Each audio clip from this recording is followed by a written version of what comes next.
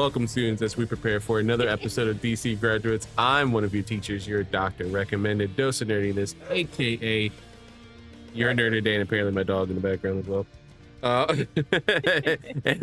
Other than Bucky Barnes, who's not a DC character, we are joined, as always, with my teacher in crime, Sly. Sly, how are you today? You know, one of these days, I will get you to trip up during the intro by doing some weird flailing thing. It might It has happen. not worked this entire season, but I'm determined. At one point, I will get you. I've noticed, to be fair. I have noticed. I was like, don't react. Don't react.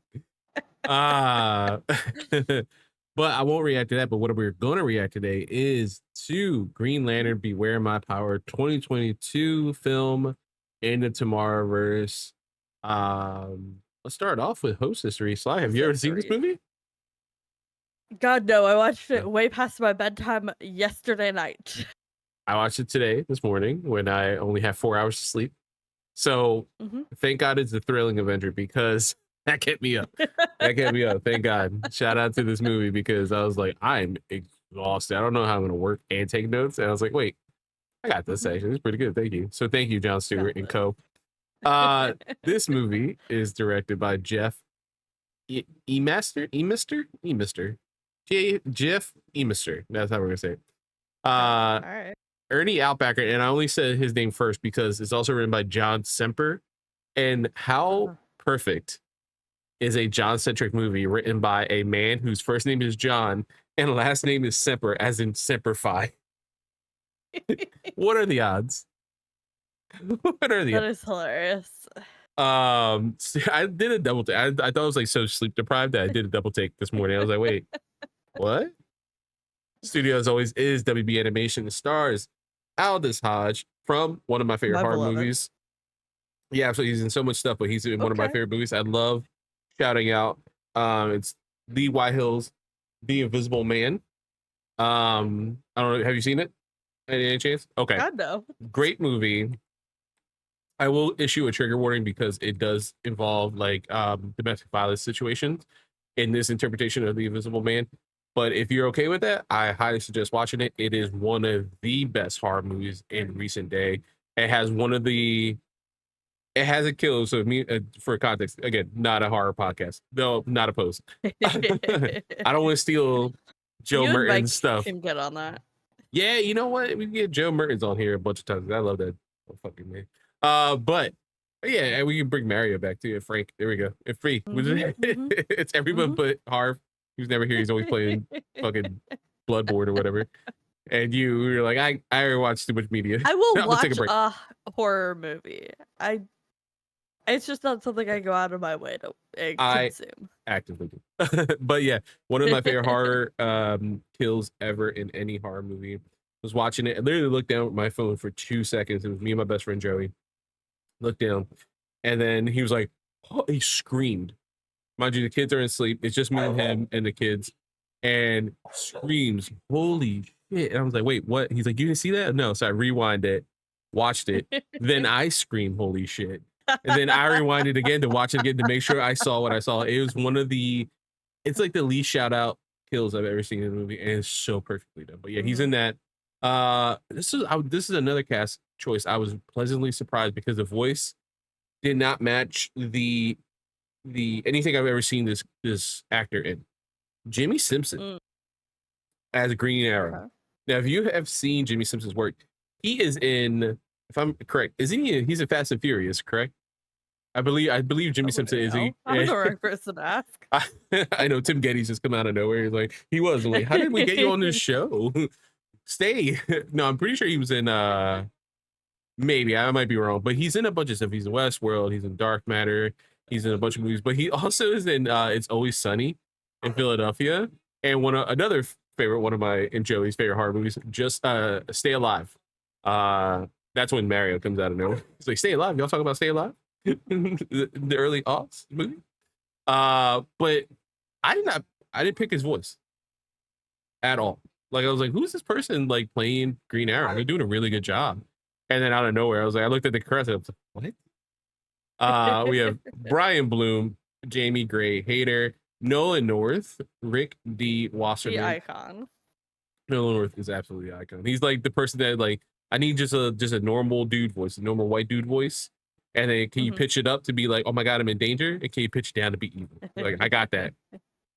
Yeah, Rick Tiwa. exactly. That's talking shit. Oh, like I'm not. I love Northern North. I truly No, do. he does a really great generic white man. Yeah, Like he's excellent job. he's But a he great found his Superman. niche. Yeah, he's a great Superman. He's an amazing Connor Kent. He's awesome as Dead. Actually, his Deadpool is really fucking good. And as well as Raphael from 2007 TMNT. I did Ricky Wasserman. Ike Amadi coming back. Keisha Sharp and Simon Templeman. Sly, where's the streaming? Where did we find this movie? Ian, Yeah, I don't know what you're talking about. In the space that's right behind us in our thumbnail, if you're watching. That's where we found it, in just space. Just a random piece of space. Again, this is our weekly segment where we say fuck David Zaslav. Why isn't this on HBO Max? It's recent. It's 3 years old. Almost 4. Why is it not on HBO Max? 22. You know, I guarantee you. Scrubbed. Sorry, I'm guaranteeing you right now. This movie will be back on HBO Max next year when Lanterns premieres on HBO Max. Because it's a Jon Stewart movie or a Jon Stewart series. This will be back there on there. Because that's what they did with the Tomorrow, like when Superman just popped up, you know, in theaters. Superman Man of Tomorrow popped up on there, all the Christopher Reeve stuff. Like, I guarantee you that's when it's gonna happen. Ridiculous. Mark my words. All right, Sly. All right. Hit us with this plot recap. This generic ass white. Think about no other. White plot recap. White bread? Okay, we'll take it. White bread plot recap. Yeah. Recently discharged Marine sniper Jon Stewart is at a crossroads in his life, one which is only complicated by receiving an extraterrestrial ring which grants him the powers of the Green Lantern of Earth. Okay. Yeah. All right. That is very PR. I guess that's the movie. Notes. Yeah, it's a run-on sentence. It's not even a good PR. No, it's not. We could definitely come up with better. Oh my god. And you can tell it's super PR because there's nobody attaching their name to that. Right. All right, so hit us with those comic book characters. I named as many as I can remember. You're gonna have to help me with most of these. Fair. Jon Stewart, I got that one. Green Arrow, Adam Strange, Shire Hall. Yeah, I love it. Ganthet? Yeah, Ganthet. Okay. Martian Manhunter, also my beloved. Vixen, looking very fine this movie. So hyped when I saw her. Hal Jordan, boo. Sinestro, he was there. Parallax. Arquillo, I think Acrillo. is. Yeah. Acrillo, okay. Despero. Kanjaro. Good job. Okay. Lord Damon. Lissa Drack. Yep. Boudica. Yep. Okay. Hanu. Yep. Okay. Salak. Yep. No, you're doing okay. Good. You got one more? Tomare. Hell yeah, man. You did it. Good job.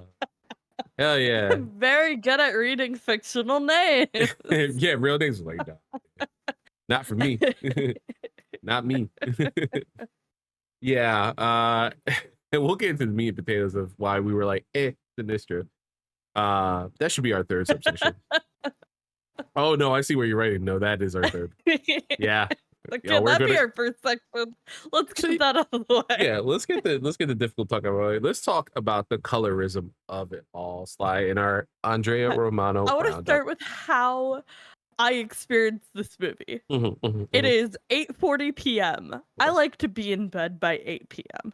I have just gone down to the garage to swap out my license plates because my temporary license expired exactly yesterday. And I had driven all day with that day's date on my window saying expires today. I did have the new license plates. I'm just lazy and a procrastinator. Listen, so I no go down, past my bedtime. I swap out my license plates. I grab the fancy air compressor that I have for my tires that I just got that I'm very excited about. And I roll up to get into bed before going, fuck, I have to do my homework. Checks watch, 8:40 p.m. I open the spreadsheet to see what movie I'm watching. And I go, fuck, it's a Green Lantern. I open Totally Legal site and I go, it's a Jon Stewart Green Lantern? Okay, awake. Back on board. Immediately here for it. I'm hype. I see the description. I'm all set. I get my notes up. I press play. I start watching. A character comes on screen. I go, who's that? And then the character is like, PTSD, discharged from service, not really adjusting to civilian life. And I go, is that supposed to be Jon Stewart? That is the palest Jon Stewart I have ever seen in my life. Yeah. That is not my Jon Stewart. And then I thought I was the crazy one. Because I remember there was conversations when he got cast that he was lighter skinned than Jon Stewart's usually drawn. Yeah. I could be wrong, blah, blah, blah. And so I pull up the Bible, aka JLU, to look at a picture of Jon Stewart, which is very clearly, a pretty dark-skinned black man who is gorgeous. And then I look at the character on my screen. That is not my fucking Jon Stewart. Who is this man? No, action figures have done him more justice. And so, again, this doesn't take away from Aldous Hodge. This doesn't take away from Aaron Pierre, who is an amazing actor. Hodge, I have seen that man's face. He is much darker than the character they animated. You would think they would take cues from that. I can't say what's going on in the writer room, but we know from our experiences of watching media throughout all these years that this is an issue, right? Whether it be in America, whether I witnessed it growing up and seeing my mom watch telenovelas, right? Like I've never saw a dark face in a telenovela. I don't think so. And if I did, it was like a very stereotypical, like spiritual character, something like that. Joke, something like that. Like more villainous, like Yeah, and I mean, again, one of our favorite films. We haven't got a chance to talk about it this year, and I do still plan on doing some content around it. K-pop Demon Hunters. There's a lot to say in Korean culture. That they lighten their skin, they use makeup and all this stuff. Like the lighter you are, the more popular you are, it's an issue. For success you have.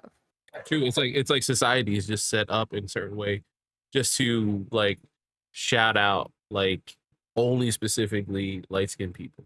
And it's depressing. And for so many people like Doris in the winter months, I'm a very white passing, Puerto Rican.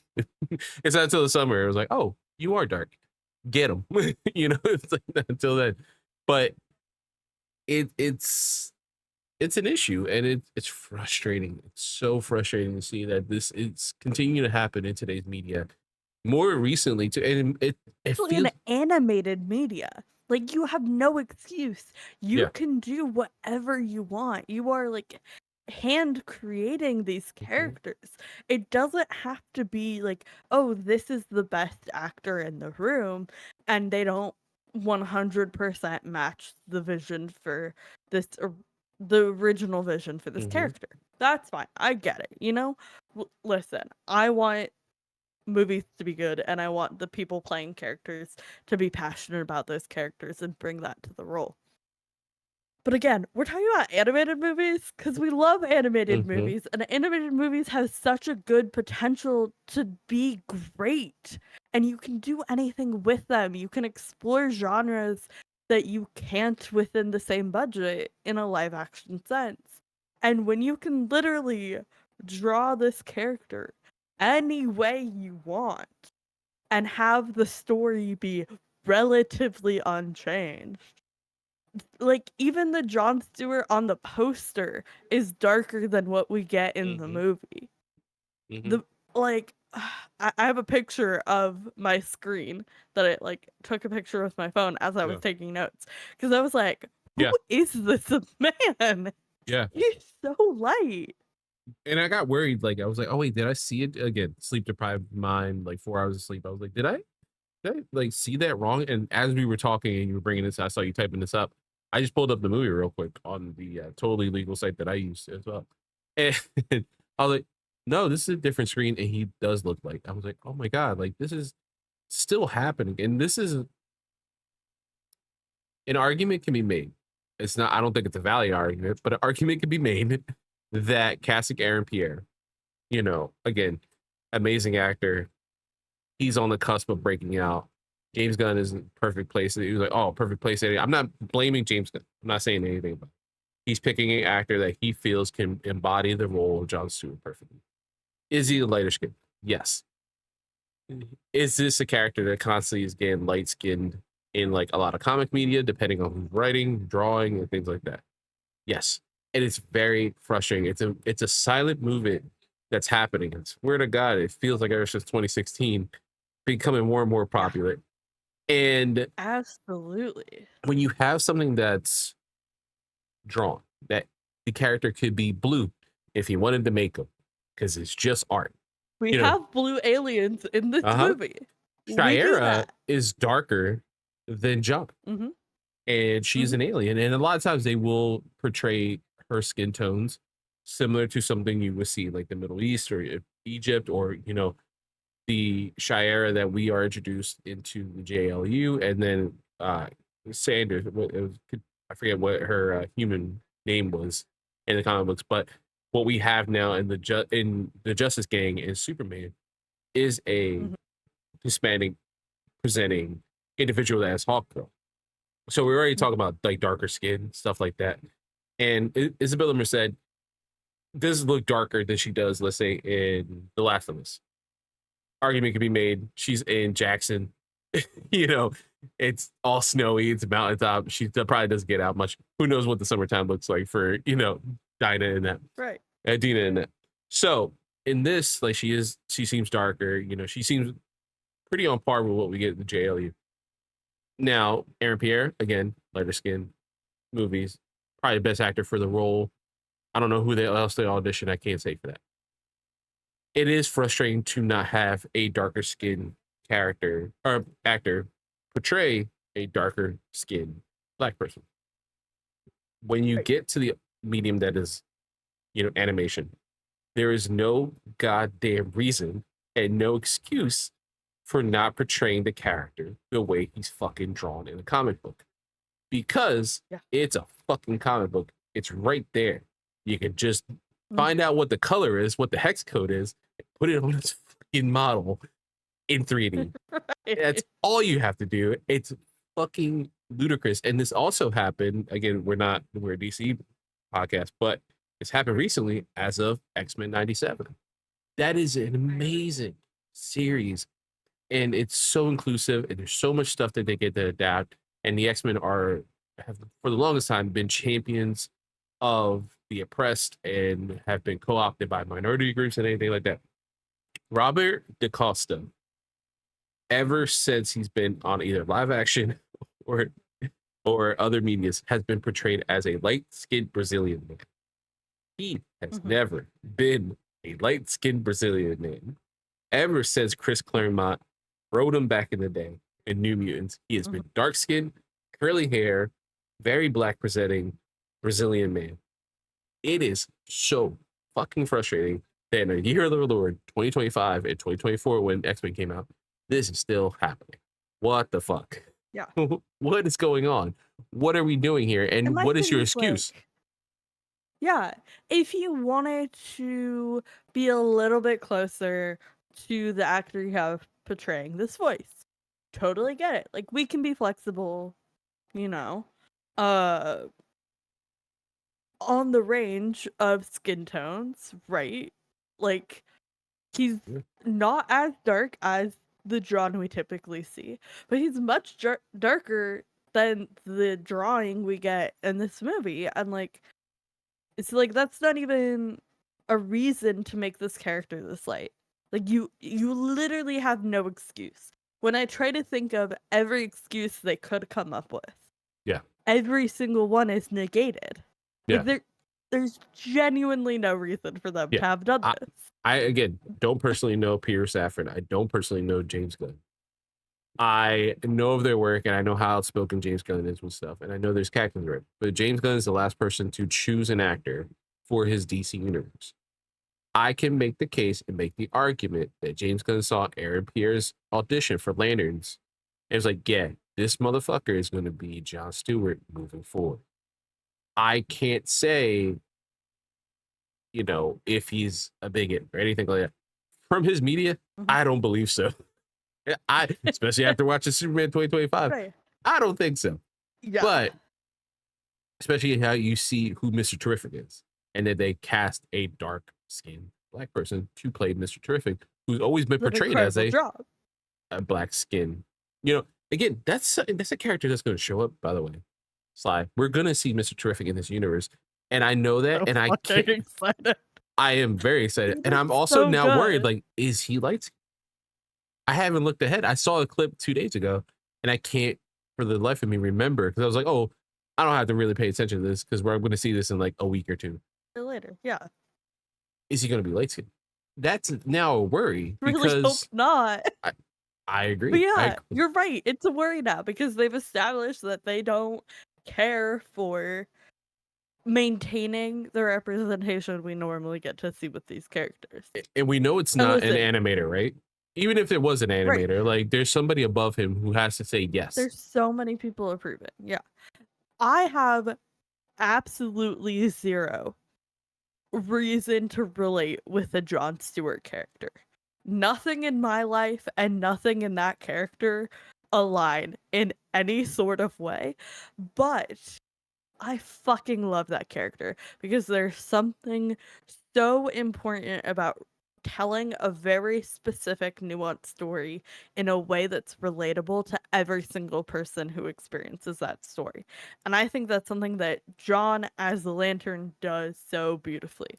I don't think we get it with Hal, which is mostly why I don't like him, because he's a cocky asshole that I can't relate to, right? Yeah. Like there's instantly this layer of I would never have the audacity of a mediocre white man, and that is his entire character. Like, there's nothing there for me to relate to.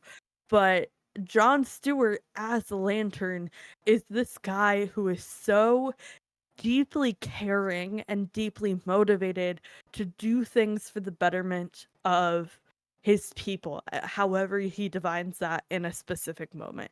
For, you know, his, like, military, like, cohort, for the planet Earth, you know, for his communities. Like, this is a character who cares so deeply about protection and care and cultivating a positive experience. And so much so he doesn't wear a mask. Relatable. He doesn't wear a mask as Green Lantern. He could choose to hide his identity.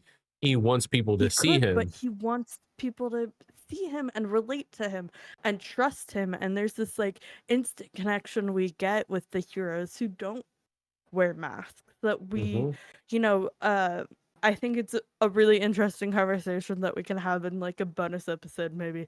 But the idea of what does it mean to be a figurehead and like a mantle that can be passed down, like your Spider-Mans, like your Batmans, like your Robins. What does it mean to have a mantle, and what does it mean to be a hero? And I think those are two situations that go hand in hand. But when you are bearing your face to the world, there's no escaping that. There is no alter ego. You are now 100% on every time you step out your door. And that's just such a different experience that we don't often get in superhero media. So every time we do get it, it's cool and interesting and fun. And the whole point of this was, I love Jon Stewart. I don't know where I was really going with that. No, but it's an interesting thing to bring up because we shit on Hal a lot. He is a fun character. We have fun with him in the previous universe. He's a great character. I hate him. He's a great character. And Nathan Fillion did a great job in the previous universe. But then when you have him, let's Nathan Fillion himself, who perfectly portrays Guy Gardner. Guy Gardner has so much more to offer as a hero, right? As a Green Lantern. And knowing, if you know his backstory, he's portraying all those angles so perfectly, and they're so subtle, right? Like knowing that he comes from a house of abuse, knowing that he becomes a actual police officer, he goes a little bit overboard because he believes in justice. Becoming a Green Lantern, or actually getting overlooked to become a Green Lantern, Hal just happened to be closer. It was between the ring chose between either Hal or Guy, and it chose Hal because he was closer. Guy should have been the first Green Lantern. He wears that anger on his sleeve, but he's someone that you want in a fight. Like Nathan explained it when he was doing press tour. He was like, what are the audience reactions like when people see him? Like, when you see Guy Gardner, you should be like, oh, I need Green Lantern's help. And you see Guy, you're like, fuck, that's not the one I wanted. I wanted somebody else. But you know what? Who's going to do the job? You're going to get his help. Yeah, you're going to get his help. He's going to do a good job. Yeah. You're just not going to be happy about it. He's just a psychopath, but he's also this very protecting older brother. Like, he has so much more nuance. And so does John, so does Kyle, so does Joe Mueller, so does Simon Bass, so does, Jessica Cruz. And the frustrating thing as someone who's a fan of other Green Lanterns that are not named Hal Jordan is Hal always gets he's the greatest Green Lantern. Why? Well, he's just the greatest Green Lantern. Like, I was so happy when we got into that in this movie, when nobody could give a single definitive reason why he was great. Yeah. Like, fuck yeah, mediocrely, like failing upwards. That's Hal Jordan. And that's like the Hal Jordan that when he's written correctly and everything, he will self-admit, be like, yeah, I don't know, man, I got lucky with the skin of my teeth. Like, and I do believe in the core. Like, okay, yeah, man, I got you. I'm behind your back. But you have these more interesting Green Lantern characters that you don't really have to pull a lot from, and like their stories alone are very impressive. And then it is just frustrating to see.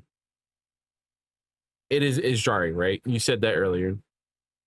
When you see the colorism take of it and his lighter skin, it's like it immediately takes you out, and you got to refocus yourself back in to be like, wait, hold on, I'm excited for this Jon Stewart movie. When you have 30-year-old, almost 25-year-old cartoons in Justice League, and you have Static Shock, and you see Jon Stewart in these sort of. I know you feel that way. How do you think I feel? Ouch. But you see John having different lived-in experiences than Virgil in Static Shock and Justice League, right? And it doesn't take away from each other's blackness. They're both portrayed as prominent, awesome, darker-skinned black folk, and you don't see that in this John. You see, he has all the other characteristics that make him an amazing Jon Stewart. He's an amazing actor behind his voice, who has love and care. You can tell that Aldous Hodge puts into all his work, whether it be Leverage, whether it be Invisible Man, whether it be hell, even Black Adam, who he plays someone else has very dark skin. There's no colorism issue there.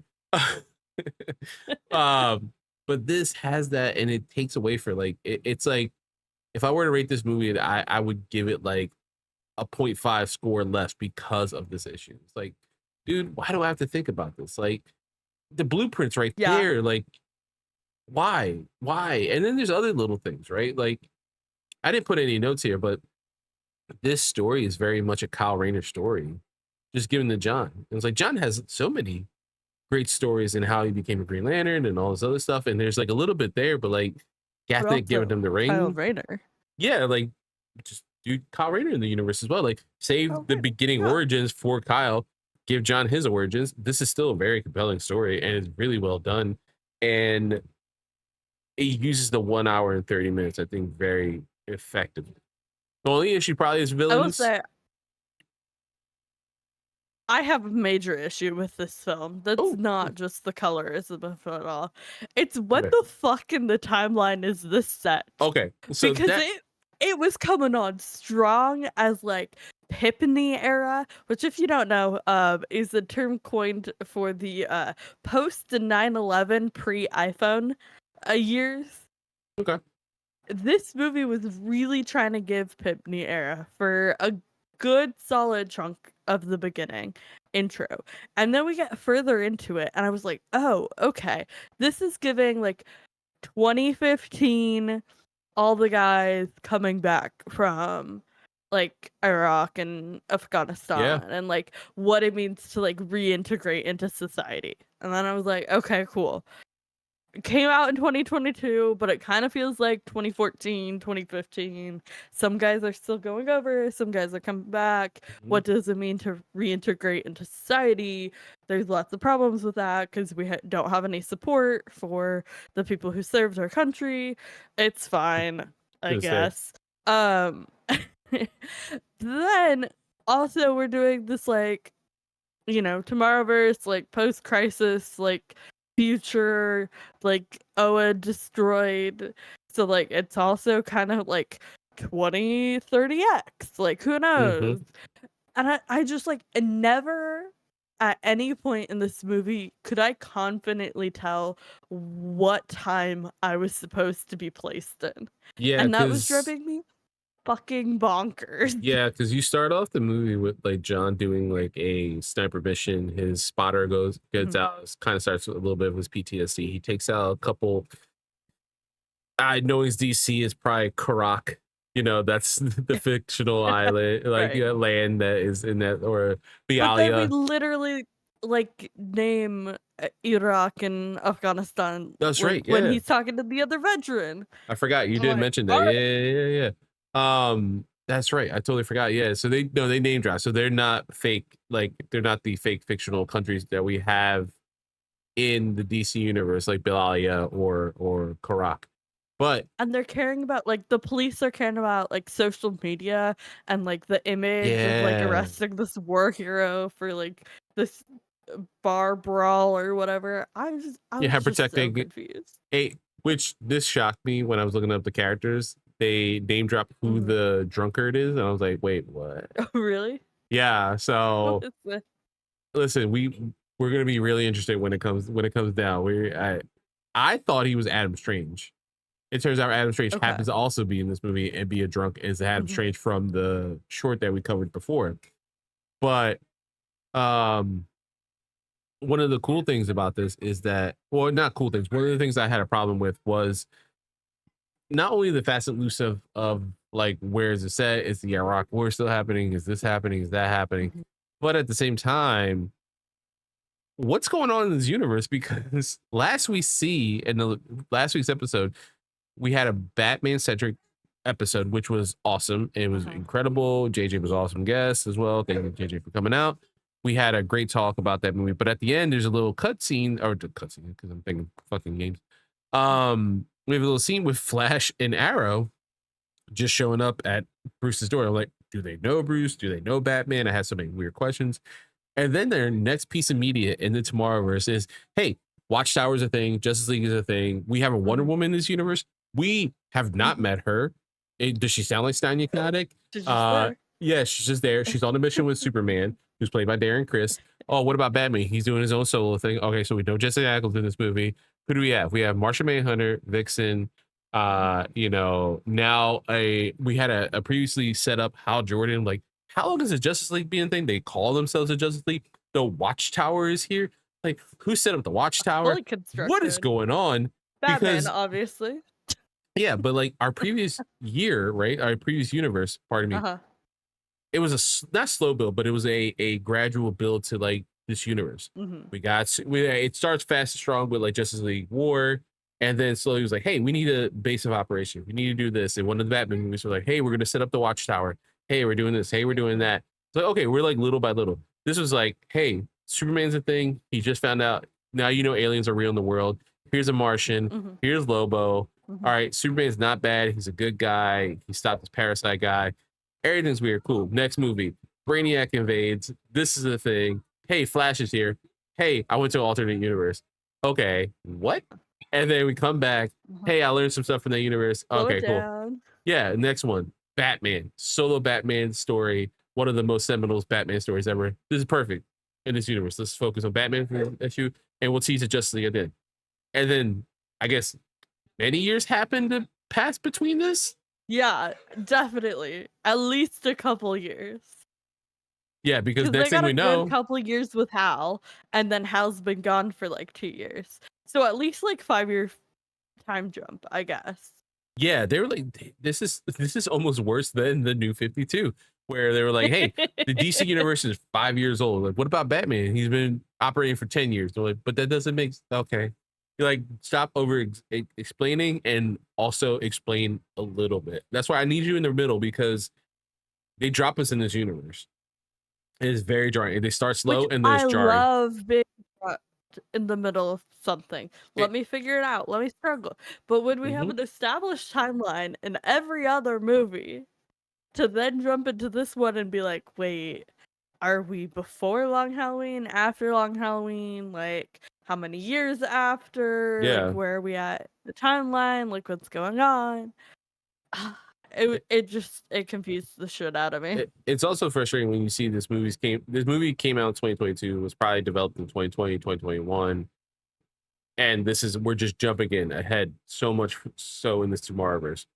When we just got Superman from James Gunn, it has a text in the very beginning of the movie that establishes 3,000 years this happened, 300 years this happened, 30 years this happened, 3 weeks ago this happened, 3 hours ago this happened. 3 months, boom, 3 weeks, boom. 3 hours, yeah. And this is sorry. The months was the one that was omitted. That was the 3 months them together. Yeah, but it's like boom, boom, boom, boom, boom. Like in that order. It's like, okay, cool. And then next thing you know, you're getting dropped into a universe that has a Superman, a Supergirl, a Crypto, barely a Justice League, a Maxwell Lord, a Peacemaker. And then you watch, obviously I haven't watched episode 1, but spoilers for that because I know a little bit. All season 1 of Peacemaker is canon. We know there's a Batman in this universe because of Creature Commandos. We know that there is no longer a Suicide Squad because of all the crap that happened in Peacemaker season 1, and I guess Suicide Squad from James Gunn. He hasn't confirmed that, but like something happened in Corto Maltese where like, hey, Amanda Waller got outed by her daughter. Spoilers for season 1 of Peacemaker. So we have like this established universe, and if you want to learn more, you watch Peacemaker on HBO Max, or you watch Superman, or you watch, you can watch pieces of media. There's no other piece of media, right? The Tomorrowverse is one singular thing that you are going through little by little. You're getting piecemeal, like you're supposed to watch these in order, movie by movie by movie by movie, and ideally you're watching and tomorrow, Long Halloween, and now this. What is going on? It's so fast. And then I was looking at our list, and we only got a few more movies left. Like in the season. It's a very short universe. Yeah, and it's like, what happened? Did you guys? Was it? And I'm blaming James Gunn, but like, yeah, did they run out of money? Did James Gunn be like, hey, I'm rebooting everything, so we should put everything in line? And like, okay, because we have Beware My Power. Next is Legion of Superheroes, which that's crazy. That's a time jump. I saw a scene from that. I was like, wait, what? What happened? When did she show?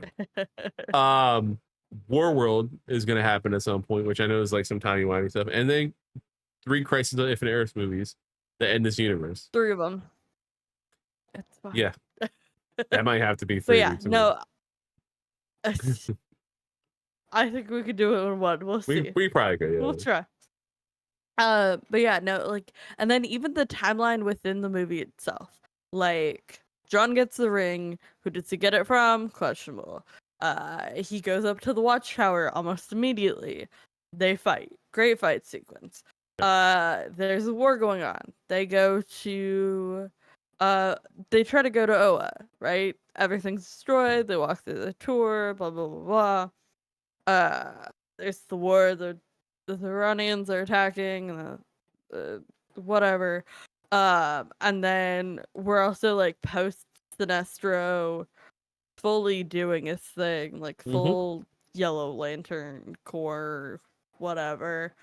And then like Adam Strange is like after all of his shit, so like that ties in, even though that was technically, we saw a little bit of that, But that was technically from before the reboot because it was in the DC AMU, so it was like post Flashpoint, pre-Crisis. I don't know. Like, who got a heads up? Like, hey, we're gonna reboot this universe, and I know you're doing an Adams Ray J. Can you like kind of toe it in line with this Green Lantern movie we're gonna do down the line? Sure, I guess. Right. Yeah. Yeah, there was a lot there. I was like, when he showed up, I was like pleasantly surprised. Like, oh, we've seen this Adam Strange. I thought he was somebody else. Like in the very beginning, I thought that drunkard was him. Again, now I've been spoiled to who that is. It's not a bad spoiler. I'm like, oh, okay. I'm gonna see how we stick this landing for this season. But it's just so fast and loose, and it was jarring when we had a slower pace last season, and not a bad thing that was a slower pace, but with like we established things a little slower build by later. Yeah, some exposition would have helped a little bit here, you know, an ounce of exposition. Yeah, just a little Martian Manhunter. Like, it's been a crazy 5 years, man, since we said, since we got Batman in the fold. We talked about Martian Manhunter. Yeah, because he was awesome. He's awesome every time he shows up in the movie, other than him like gaslighting Superman. Yeah, no, he was excellent. We were a little, I shouldn't speak for both of us. I was a little off put by him in Superman, the way he manipulated all of us by preying on his traumas. Whatever. Okay, it's fine. I was only slightly traumatized. Moving on. He was excellent in this movie, and it was just so nice to have like Jon Stewart, Vixen, Martian Manhunter, all killing it in the same movie. Like, we could have more than one black actor be excellent. Shocker. I don't know if you knew this. No, yeah, that's a shining beacon of this movie. It's like the other side of the coin of the colorism issue that we talked about earlier. Like, we have so many prominent, prominent black actors in this film, and then not only that, but like playing prominently black and or black presenting characters. Like in Martian Manhunter's case, like he always in more recent media has been black presenting for so much of it, and it kind of makes sense when he like embodies a human. Like that's his visage of choice. Yeah, exactly. And like we have three very prominent like black characters with three very good black actors. I'm sorry, black actors around it, and it's like, wow, this is good. And but again, you get the 0.5 taken away because Jon Stewart's too light, and it's like, right. You could glance at that and like the picture and be like, that's a white man. At least I can. I could glance at that and be like, is that a white man? He looks like my uncle. No, my uncle's a very dark skinned Puerto Rican guy. He looks like my uncle. Like there are black people in Puerto Rico, and there's black people in the Dominican Republic, despite those two islands saying, no, we're not. You are. That's not how slavery unfortunately worked for us. We all have a little bit of that blood in us. Well, I was about to go on that tangent. Not doing that here. But yeah, Ike, I'm assuming you pronounce the name. He coming back, but he has such a very like Ike Amadi, yeah, Ike, yeah. He has such he gives a gravitas to Jean that you need, whether it be Carlumbi, whether it be Ike or David from Supergirl from the Arrowverse. He did an amazing job as Sean. Yeah, he did a great job. I don't know. Yeah, what his name David's was. his first name, and I'm about to see him in Alan Wake too soon. But he did an amazing job. It is really cool. Like they get really good actors to play this very prominent. I think at least he's prominent Justice League character in Martian Hunter. It was very prominent to us. At least. He's so important. It just makes sense. Like he's the person that like keeps the team together. Like he's the heart of the team. Yeah, it's really well done. Before we get into a fun question in our Andrea Romano, you had a couple notes about Green Arrow, so let's talk about Ollie. Cause fuck it, Ollie. I love Ollie. Unfortunately, he was very good at this movie. Shout out to Jimmy Simpson. He did a great job. Really hard to hate him because he was funny. And every time he cracked a joke that I thought was funny, I had to be like, That man hates his children. Yeah, there's that. And then unfortunately for Stephen Amell, they portrayed his Green Arrow as very much a Batman character. He's a very too stoic, you know. I was like, and I know he's capable of doing like a little bit funny, a little more zany, like version of Green Arrow, because anybody who's seen the incredible TMNT 2 Out of the Shadows starring Megan Fox, Stephen Amell, and Alan Richardson knows he's Casey Jones in that, and he has a lot of fun in them. And it was like, man, this is who Ollie should be in the Arrowverse. Like he can be serious for a little bit. He went through some trauma, that makes sense, but he should be a little more upbeat, and he's just always too stoic. He's too cool for school. Yeah, he's too cool for school all the time. And Jimmy Simpson brings a refreshing air to Ollie that we haven't experienced since like the Justice League comic, or I'm sorry, the animated series. Yeah, it hasn't been since JLU where you're like, oh, this is Oliver Queen. This is who I'm rooting for. You know, this guy, like, he's not a great, he makes a lot of dumb decisions. He's a dummy at heart, but God damn it, does he try? And you want to root for him. Even there's a couple things in here where he's really upset at the possibility of his best friend Hal Jordan being dead, and he starts taking that out on John and backs away very quickly. And it almost seems like he makes that choice himself. Like he makes a choice to be like, hey, I'm not gonna be hard on the kid as I should be. You know, he teaches John a lot of what it is to be a Green Lantern, because that was perfect storytelling without exposition that this movie does not do other than with Ollie. You could tell he has such a great relationship with Hal. He could tell that they have shared secrets and stories and, you know, a few beers, I'm sure, with each other, and they've had a ball, they've argued, like you could feel the lived in history that they have in just Green Arrow's dialogue with John, and how he talks about Hal and how upset he is about the possibility of Hal being dead. And what happens at the end of the movie is, spoilers, he kills Hal.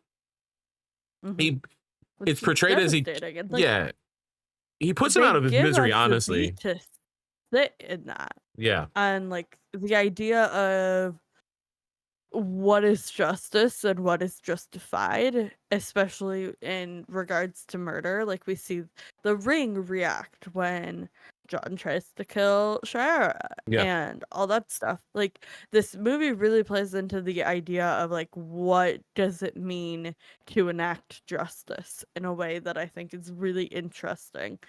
And in doing so, we also get this interesting dynamic of, Oliver having built up this relationship that he has with Hal, and then being faced with the idea of Hal in front of him, somebody who's not quite this friend he loved, and how much more important it is to save the world that he's ruining by killing this, infected, mind-controlled, like legitimately losing his sanity character, and makes us sit in that. Like we see him kill Hal, and then we have to sit with it and him processing the ramifications of what he just did, the choice he made, and what that means for him as a character. And I thought that was one of the shining moments of this film. Yeah, that moment with Ollie, even though he kind of like he does his normal like flamboyant, jokey self to kind of deflect the horror which he just experienced. Right. You could tell that he's really upset, and you could tell that not even him just killing, but him killing his best friend has already affected him to a degree that we're not ready yet. You know, this is it. Oliver Queen, where he is jokey, he's very comic book self. But there's also someone who always, when something bad happens to him, very much so like so many characters we love, like Daredevil and Bucky Barnes and things like that, will internalize that pain and eat himself away. You know, like little by little, eats parts of his soul away. And constantly throughout this film, he's like, "No killing, no killing." He sees Hal kill.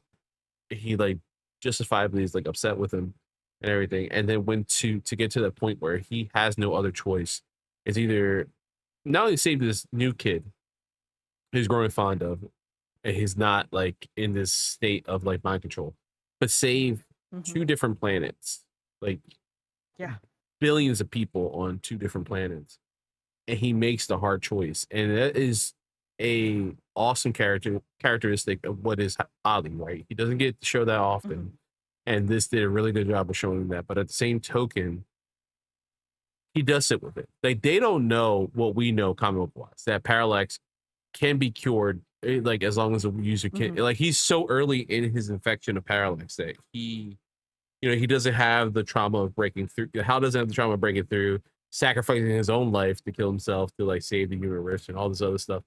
Like, this is very much, I have no other choice in front of me, but I can save billions of lives if I just take him out. And he does it, and it hurts, and it sucks for Ali. And you're right, we sit with it, and we sit with that decision that he makes, and vice versa with John. He comes to terms with like a lot of his military past, like being a Marine, being a sniper, and all the lives he took and all the lives he's seen taken in front of him. He comes to terms with like, hey, sometimes you have to make that decision. It should be a last decision. And it almost, this is very strange, it almost felt like they were looking at the Snyder fans. That's my interpretation of it. Like, it looked like to me they were like kind of addressing the Snyder fans, be like, listen, Wonder Woman, if she kills, is one thing. Superman killing for no reason other than 3 people were about to get hurt does not make sense. And it never will make sense. It could be emotional. Henry Cavill did a great job in that scene. This doesn't mean that this makes sense. It doesn't make sense. So many other ways, as a Superman fan, I can think of, you know, Clark taking Zod out in that film. And if it happened to be, hey, the whole Earth will die unless you kill me, then Superman's killing, then he's justified, then he's upset. We got like, hey, 4 people might die, might get really hurt. If I could just move his head out the way, and or fly him up, just fly him up, Clark. Fly him into space somehow. Do something where like people get hurt, maybe people die, but like those 3 that you snapped his neck for don't die.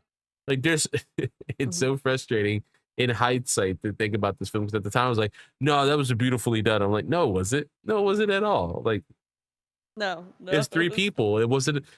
Clark is killed in the past, and it has to mean something. For Ali to take a life and take his best friend's life, it has to mean something. It can't just be a throwaway thing. And they treat death as a very serious thing in this universe. Actually, in this whole universe so far, we've seen like it's not something to play around with. Lobo like tries to kill a bunch of people, and Clark gets upset. Yeah. Clark stops himself from killing Parasite. He tries to appeal to the humanity that is Parasite. A lot of the deaths that we see in the Long Halloween are, you know, weigh on Bruce, as they should, and he's constantly battling himself, not figuring out how to stop these killings. The military aspect of, you know, just in society, World War II, where we see Flash kind of be in the middle of battle. He's seeing a lot of stuff he normally doesn't see, and seeing these heroes struggle with war in a little more realistic way than maybe it was portrayed when those comic books were coming out in the 40s. And now, well, that's because in the 40s they were escapism. Propaganda. Like, they were living the war. Exactly. Yeah. You want to see him like kill a bunch of people. You don't want to see the ramifications of, yes, he did kill someone evil, but what does that do to that person? You know, he took a human life away. I'm not saying the human life deserved to live. It's a Nazi. You know, they fuck him. But still, Nazis. Yeah. Official stance of the podcast. Yeah. But it's still, as a human life you took away, you know, there has to be weight behind that. And John and Ali, you know, do a really good job of that. And I love that John immediately, I get maybe because it's been military background and being a Marine and suffering with the PTSD that we see in this series, or this movie, like appeals to Ali that time. He's like, hey, let's go get something to eat. Like, let's, he's already kind of working through that PTSD motion. Like, let's do this, let's do that. Let's not focus on this and that. It was really well done. It was a really well done representation of PTSD and the weight that killing someone should have, you know, even if it's a greater good. Like, again, billions of people lived on Thanagar and ran because of Ollie's choice. But to him, it doesn't matter. He killed his best friend. Right, because he still lost his best friend. Yeah. And it's heartbreaking. It's absolutely heartbreaking. I do have a couple notes please. I want to shout out before we get to the final one. Mhm. I did write, unfortunately, Oliver is very funny, and it makes hating him a little difficult. Also, Hal and Ollie being besties is my literal worst nightmare. Yeah. And then nothing like 12 rings and a parasite to drive a man crazy. That's all it takes, man. It worked in the 90s. Fuck it, let's try it in 2023.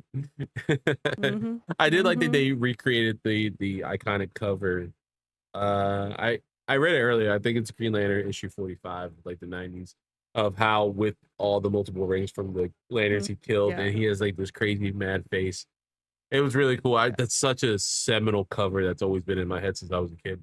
I love our note equally of being John rebuilding the corpse when he's been a Green Lantern for maybe 36 hours is low-key funny. And me going, that was quick for rebuilding the corpse. He just sends the rings out, like, whatever. Figure it out. I was like, isn't there a giant planet that's supposed to help you with that? Like, they're dead. Oh yeah, is Mogo dead? Jesus, Hal Jordan killed them. Yeah. All the Guardians are dead. It's literally Jon Stewart against the world. Yep. Man, I'm telling you. And he's rebuilding the core by the skin of his teeth. Yeah, hopefully we get more follow-up with that. And I know it's going to be hard because this is the only Green Lantern focused movie in this universe. And next we have Legion. Maybe they touch upon Legion. Who knows? I know he plays a part in the next coming movies, but like, are we going to touch upon these certain things?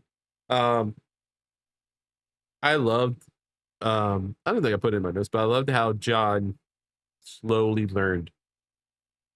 I like the fact that he uncovered a tutorial and using his brain, like how his contracts look so strange in the beginning, even though it's funny for us to see it because we know him as a perfectionist architect, that when he makes a contract in the comic books, you see the sketch lines and like, oh, this would be 24 inches in diameter. You see that when he makes the contract, out like in real life. So it's funny to see him like struggle with using the ring. And he's going like purely off instinct. Yeah, instinct and some random billionaire being like, yeah, no, this is how you're supposed to do it. Like, sir, you've never worn the ring. You shoot arrows. You're woefully out, like not ready for this job. I get you're good at physics, but still, like, Ollie's not the man I'm going to for like creative suggestions. Yeah, it's the same thing with Hawkeye. I fucking love Hawkeye. Don't get me wrong. But Clint's the last person when we're in space to be like, yo, can you help me with this? Sir, it's always that line because I just saw it recently. Age of Ultron, I'm like, I shoot arrows. Nothing makes sense. Like, that's what Ollie and Clint have that like in common. That's why they're like alternate universe best friends. One of like, those is much better than the other. Clint 100% is better than the other. No, the best Green Arrow is Connor. Yes. Connor Hawk is the best Green Arrow. I will down the hill. We'll get there. But yeah, no, the constructs in this movie. You had a question about like your favorite construct. Yeah, what was your favorite? I have two. Yeah. One is literally the video game training simulator that he's playing with on the ship. That was so cool. And then my other favorite is the way they animated it looked so cool because it was like so kind of janky. That like first big giant hammer he does. Oh yeah. Immediately was like, oh, this is so stylized. Like I know exactly what they're going for here. And like eventually I see how he will get to the point where he has these grand, masterful constructs that we know and love from a Jon Stewart. But that like very first like giant hammer, the way the lines were done and the light radiating off of it, I was like, okay, I see you. I'm on board. Yeah, some of those early ones are so janky looking. They're so cool because you can see like they're still coming from the ring. And that's not like a bad fully thing. Attached. Yeah, they're still fully attached, not separated from the ring like a light beam. They're like coming out of the ring like willfully. like the girders that he makes, like they look all janky and like wobbly. But my favorite contract in the whole thing is, I don't know if I even wrote a note about it, was he makes the marine sword when he's fighting I believe Sinestro.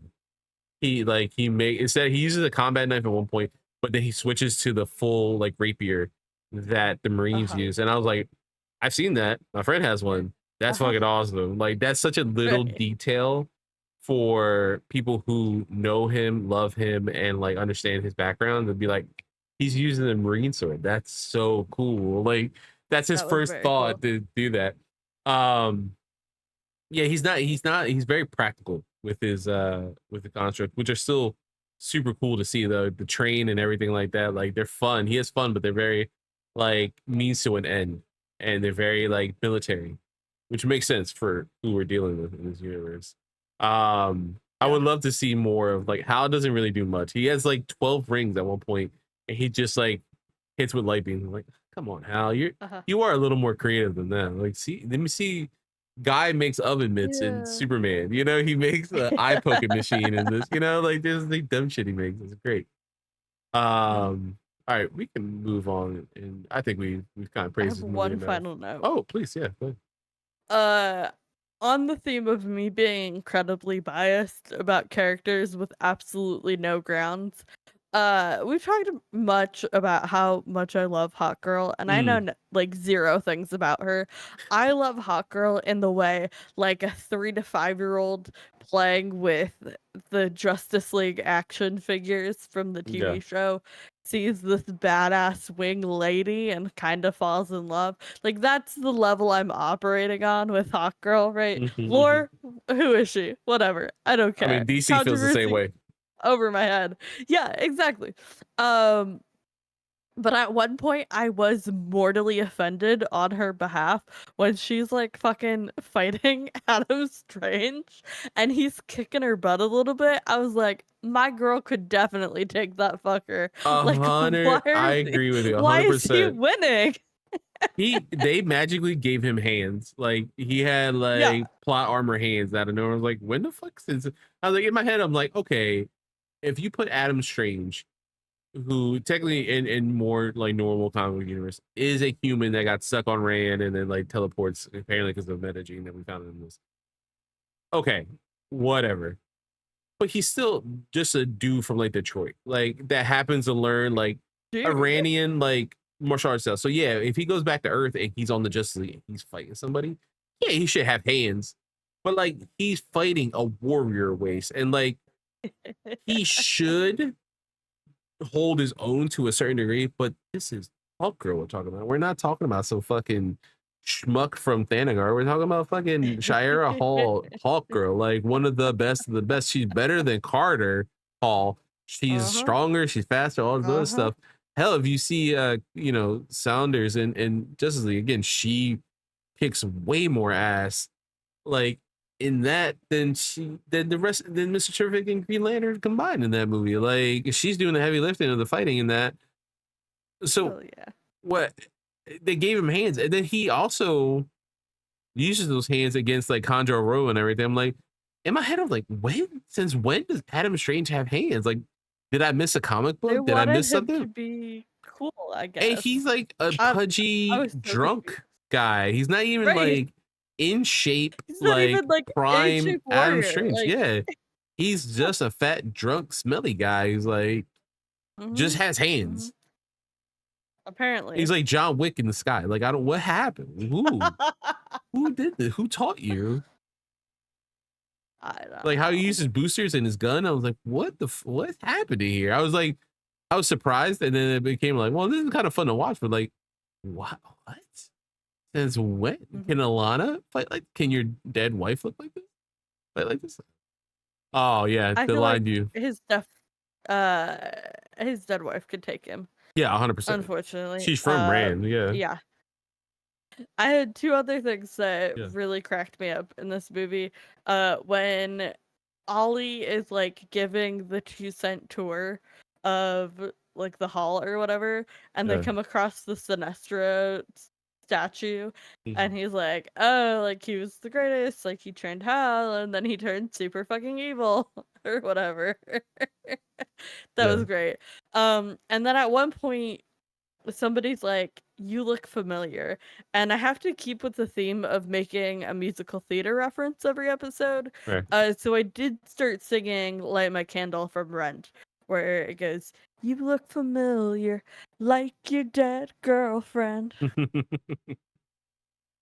Very fair. That's just who I am as a person. Now you got to make that edit. Oh God. Don't make that Maybe. edit. No, that's a lot of time. That's a lot of time to spend to get like that one quote and then like fit in there. Yeah, I don't know, man. I had a good time with this, but we'll move on. And I shout out one of the specific scenes that you wanted to touch upon. So we're going to drama class, a holdover from MC University, one of my favorite segments. We can start here. Do you want to be John? You want to be hawkgirl in this, don't you? Well, so you can be hawkgirl in this and the next one, and then I'll be Green Arrow and John Stewart in these next two. Okay. I can do Ollie in the third. Okay. Sounds good. Think we need to question them. Of course. Interrogation first, then execution. Great. God, I love it. Priorities. Yep. All right. Next scene. Best line in the entire film, in my opinion. "I shall accompany you, and I will not attack, unless threatened, insulted, or menaced. Then, you die." Well, she's fun. Ollie's deadpan is just perfect. It's so good. Yeah, so good. Fuck that dude making me like him. Because he's lovable. He's an asshole to his kids, but he's a lovable asshole. Yeah. He's gross neglect of all of his children, but real funny guy. Yeah, real funny guy. Yeah, he's shitty to his one adopted son that has a drug problem. Shitty to his adopted daughter that has AIDS. Like barely there as a father, Connor Hawk. Yeah, it's bad. But he's funny. Yeah. But he's funny. Yeah. That's why most mediocre white men get away with things. Very fair. Very fair. All right, this is our final line. Thanks for saving my life. "I had to kill my best friend. I don't know how I'm supposed to live with that." We're all forced to do things we don't want to. We can't beat ourselves up, as long as we do it for the right reasons. That's a full circle moment for both of them. It's a beautiful moment. All right, so moving on to our final two segments. We're going to start with this. We got quiz time, which you alluded to before filming that you knew this answer, which is fine. I don't mind, but I was like, ooh. I said I do not know this answer. Oh, okay, this is perfect. I was hoping that your short-term memory would be ass like it normally is. So this is perfect. I did mention this before. So this question is, what other DC character, and I've alluded to quite a few times in this episode as well, has Aldous Hodge played? Here's the thing. You said it was from Black Adam, which I haven't seen. So I have no clue. But let me tell you about a little show called Leverage and Leverage Redemption, which features Aldous Hodge as one of the best characters and one of three characters in a almost canon throuple. And he's great. He plays the hacker, the smart guy, and he's excellent. Great performance all around. And in the sequel series, he gets a sibling, I think, who is gorgeous lesbian ? Oh, beautiful, incredible performance as well. So yeah, Leverage. That's what I got for you. I love that we were like, hey, Aldous Hodge does a lot of amazing stuff. He's in Cross, he's Invisible Man, he's in Leverage, like the first couple seasons. I've seen Leverage. And it's like, what about Black Adam? Listen, man, this is a means to end for this dumbass question, okay? No one talks about Black Adam. We don't talk about it, all right? That cast got shafted. If you weren't The Rock you got shafted, okay? All right. So Aldous Hodge, funny enough, has a connection to this movie as well because he's Jon Stewart, but he plays Hawkman in Black Adam. Oh, yeah, right. Yeah. Do I need to watch Black Adam? Tell me no, please. No, I don't think we do until Mario, even though not part of the Point of Progress, makes us watch it for DC. Yeah, it was a good idea when you guys did all the animes here. Watch all the movies. Okay. Yeah, we'll have to maybe, but that's down the line. We'll eventually watch this atrocity, pardon me. And it's a shame. Again, Noah Centineo is in that as Adam Smasher. We have replacement Jake T. Austin. What is he doing there? Oh, okay, so he replaced. Okay, I was trying to explain this because I was raving about Noah Centineo's like workout routine because he's playing Ken in Street Fighter, and those pictures leaked today of like his physique. I'm like, God damn, he looks great. And I was trying to tell my friend, I was like, you must have seen something with him, and she was like, absolutely not. I was like, okay, fair. And I was He's like, replacement Jake T. Austin. Yeah, she was like, I've seen the Fosters. I'm like, well, I can't tell you if I've seen them in it. I was like, oh.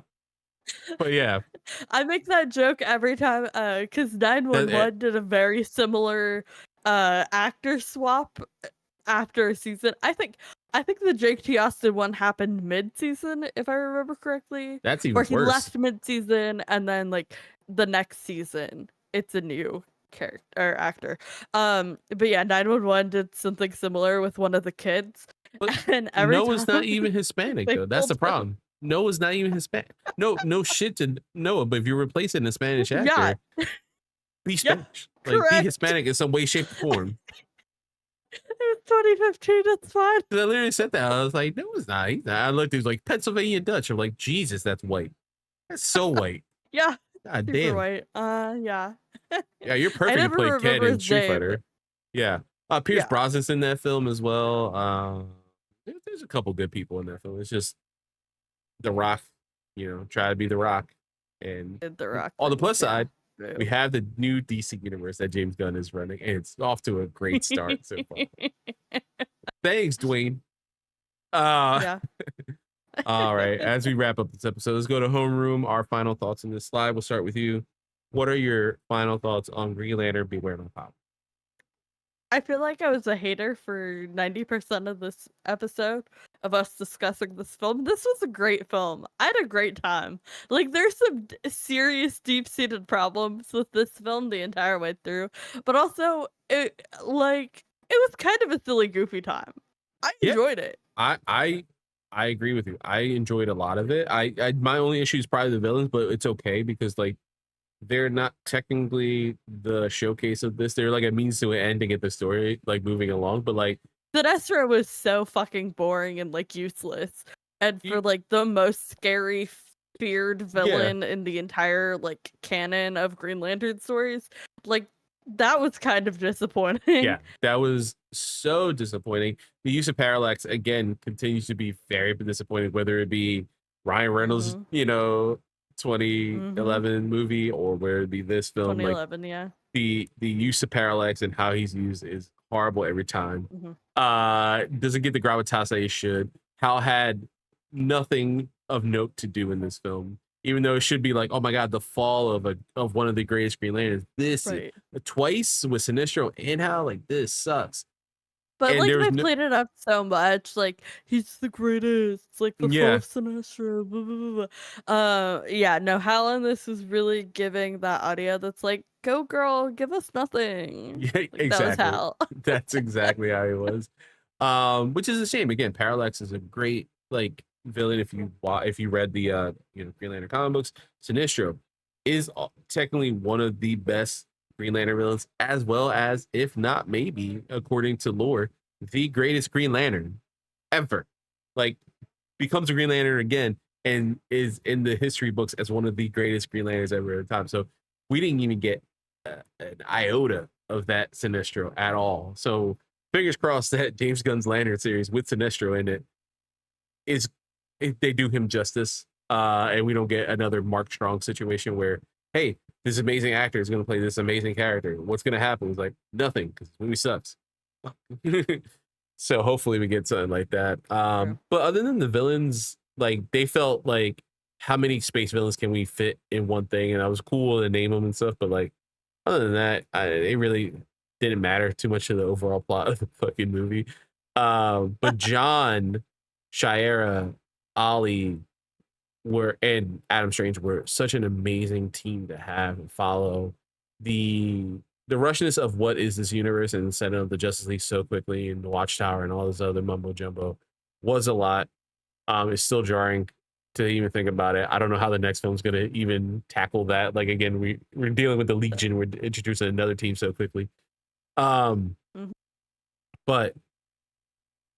other than all those like little gripes that I have, I really enjoy this movie. I love all the space shit in DC universe. So like, have a space bound Green Lantern movie. Like, this is my shit. This is my bread and butter. Battles. Yeah. At one point, my friend goes, "Oh my god, wait, what's this little bug?" I'm like, that bug is one of the most important things. That's like the epitome and embodiment of all fear in the universe. She's like, "What?" I'm like, Green Lantern shit gets even worse, and I had to explain the emotional entities, and then she didn't know like what the colors were, so she was like, "Wait, what are the other colors mean?" I've seen them, but like, what do they mean? I'm like, "Oh." Cracks knuckles, cracks neck, like, let's go. Yeah. So it was fun. Like, this did a really fun job of like, ooh, I love John Stewart. Oh, let's follow John Stewart. And like dealing with the PTS thing, she picked up right away. It was like, oh, we haven't tackled that in like a Green Lantern film or specific anything with John Stewart. Like, this is he's right for this kind of storyline. And it was really good. Again, I would rate this really high. And if we did like a number scored, I would take 0.5 for like the colors and aspect of it. Like, again, he shouldn't be light skinned. He should be darker skinned. Or not in the room with the animators. I can't say whose decision this was again. And there is no justifiable reason to backtrack what we talked about at the beginning of this episode. There's no way to backtrack this and be like, hey, this is like a design choice. Like, your design choice was wrong. Like, it was a bad choice. Yeah, this isn't like, hey, I don't care what the choice was. We cast light-skinned actor Aaron Pierre because he's an amazing actor. Like, got you. I see what you're trying to do. Aaron Pierre is an amazing actor. And I think he will do great in that. Yeah, I agree. I think he's going to be a great John Stewart.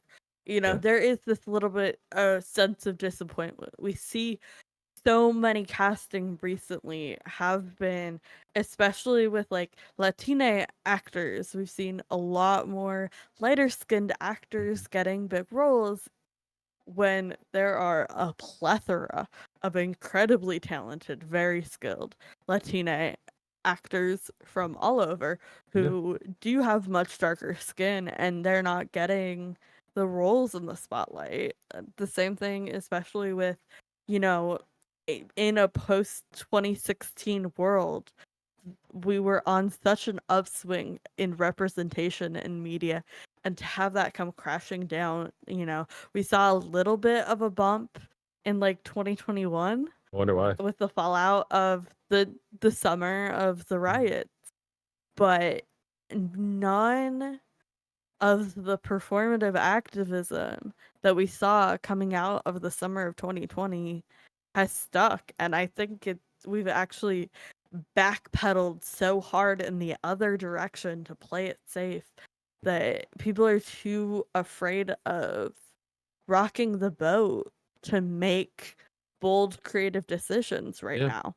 And it's terrifying. Like, people are unable or prevented from or unwilling to create interesting, dynamic, diverse stories right now, and that's something we should all be very terrified about. And that was my soapbox for the night. Yeah, and I mean, think about it, to reiterate what we talked about earlier in the episode. Like, when you go back to think about Bruce Timm and Paul Dini, how did they get it right and were able to do this when current WB obsessively, like, it seems like they don't allow him to be darker skinned.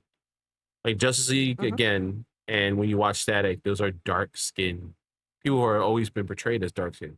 Why is he so much light skinned? And again, we talk about a lot of, yes, this is true, but this also could be true in our series in DC Graduates. Right. So again, to reiterate, Aaron Paul, I'm thinking about Breaking Bad for some reason. Aaron Pierre being cast as John Stewart is an amazing casting choice from his acting standpoint and everything like that. I don't mind that he's British and all that stuff. I'm not even against him being lighter skinned. It's just the criticism should also be there at casting for, like, both can be true. He is an amazing actor. He's I think gonna do great as John Stewart. But we also can't get away from the discussion of, hey, John Stewart's a Why was that the darker skinned person you character. thought was the best person in the Yeah. room? Was it Yeah. because he's a conventionally attractive, charismatic guy? Yeah. Or was it because he was the best actor in the room? Like, what are your biases in making that casting decision? And again, zero knock to him. He is going to do a great job. I believe that with my whole heart. But also, who else did you see? Who else had access to that room? And why did you come to the decision that he was the best actor for the role? Those are all questions you should be asking at any casting room. And I think this one just really highlights the disparity of things like the Avatar: The Last Airbender live action. They were like, we can't find a blind actor to play Toph. You're not looking hard enough. Yeah. Like, how many reels there. you sent me of deaf actors, you know, like trying to get deaf roles, like, and we, you know, and like, where was your reach? Were you involved in the community? Did you have contacts to, you know, like blind resource centers in the areas you might be filming? Like, what steps did you take to actually find the casting demographic you were looking for? And this is something I didn't even think about until just this moment, right? When we think about a lot of representation and stuff like that, how lucky we were to, in the MCU side, right, have, you know, Alako Cox play Echo, you know? He wasn't an actor. Yeah, exactly. Like, right? Alako Cox has acted in literally 2 things.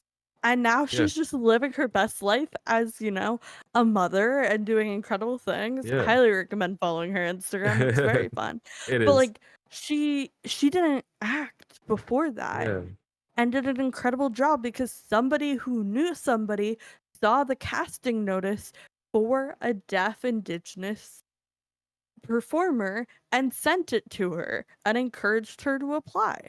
Yeah. And she had one of the best performances in the entire MCU because somebody knew somebody to get her in the room.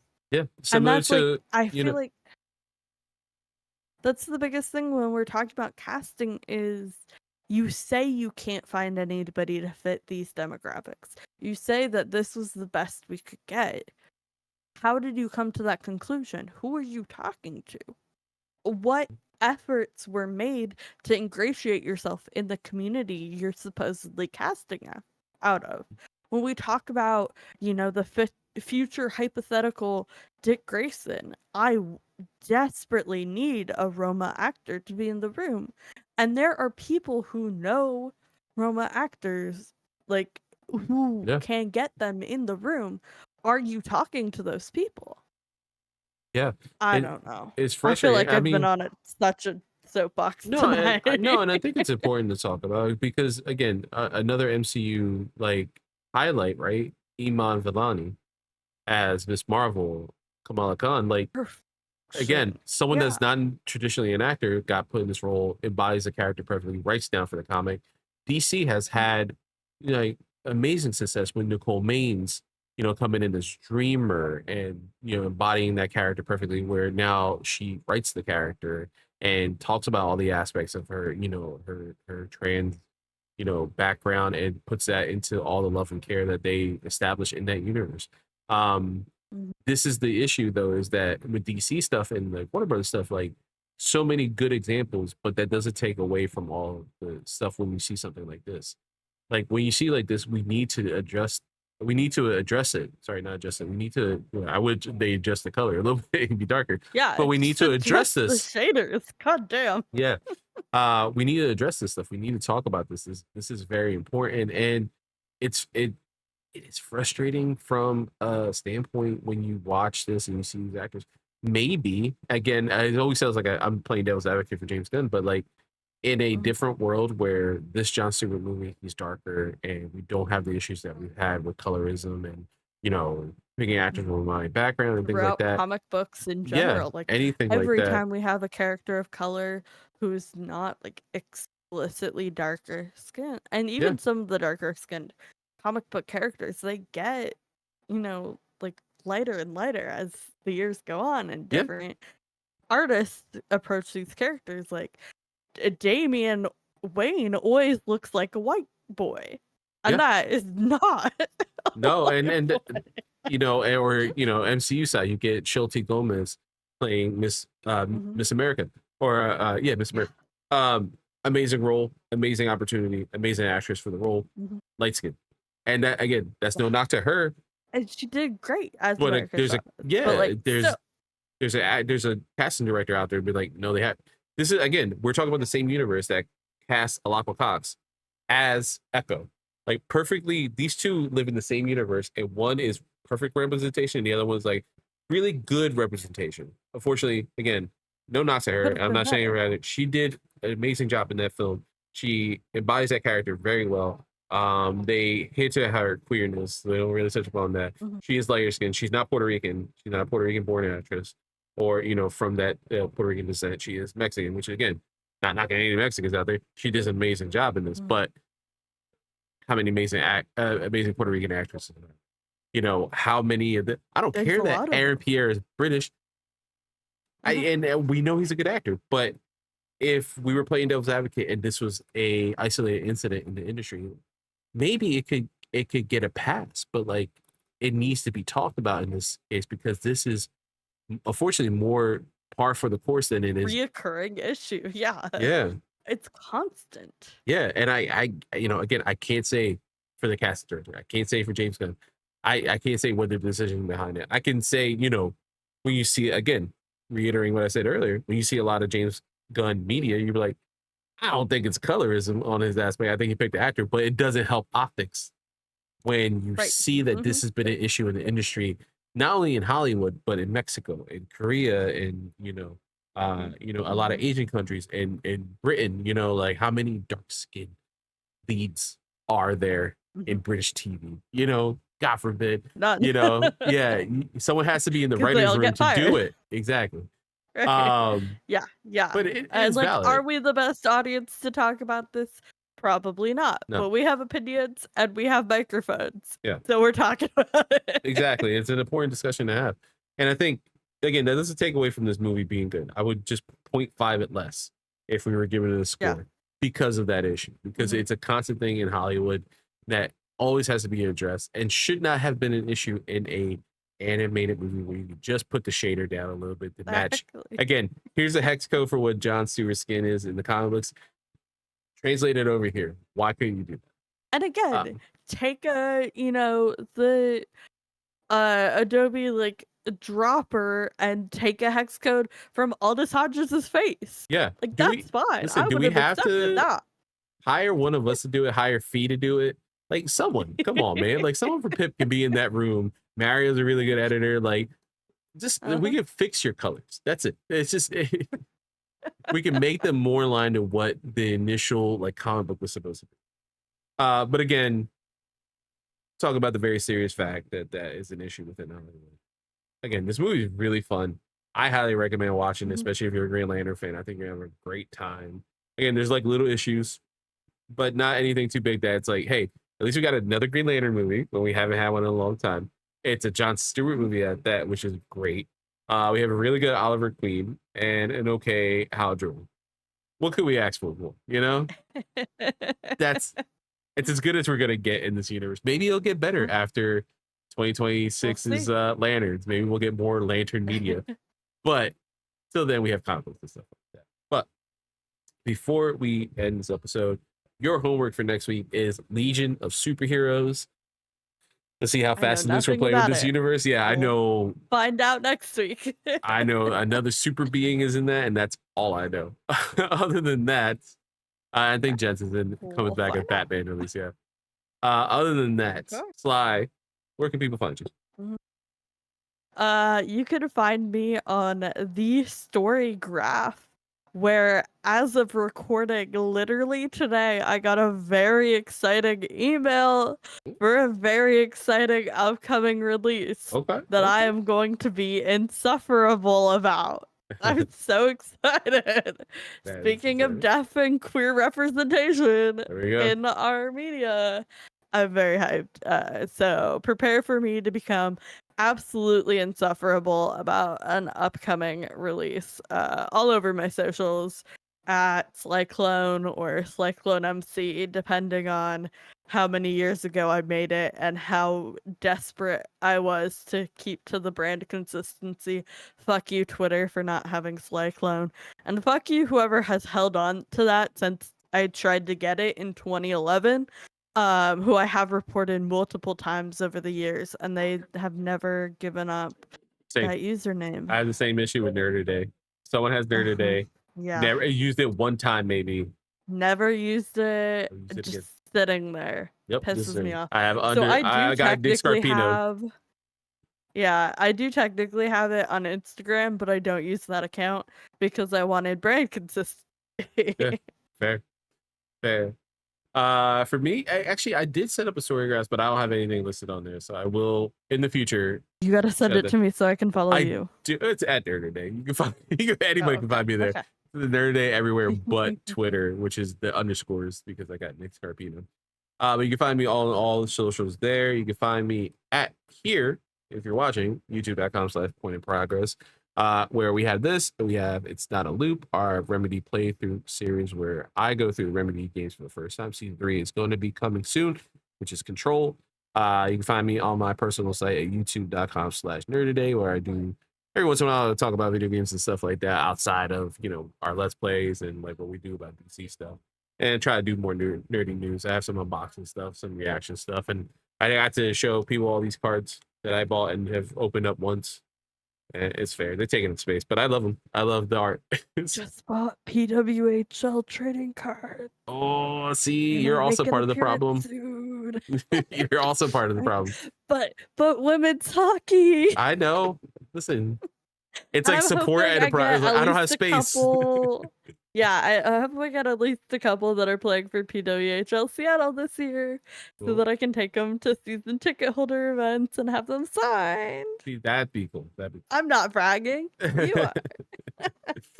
But yeah, you can find me all there. And always, as I mentioned, if you're watching, go to your favorite audio podcast service of choice. Like, share, subscribe, DC Graduates there. If you're listening, go over to youtube.com/pointinprogress. Like, share, subscribe, all that jazz over there as well. Just to help with the little algorithm. We're getting little by little, we're getting like close to 600. We're gonna go close to 700. Little by little, we're making our way through this weird YouTube space on our own pace. No algorithm, nothing like that. We're just okay. We're getting there. An audience will find us. We'll find the audience. It doesn't matter. But till next time, class is dismissed. Bye.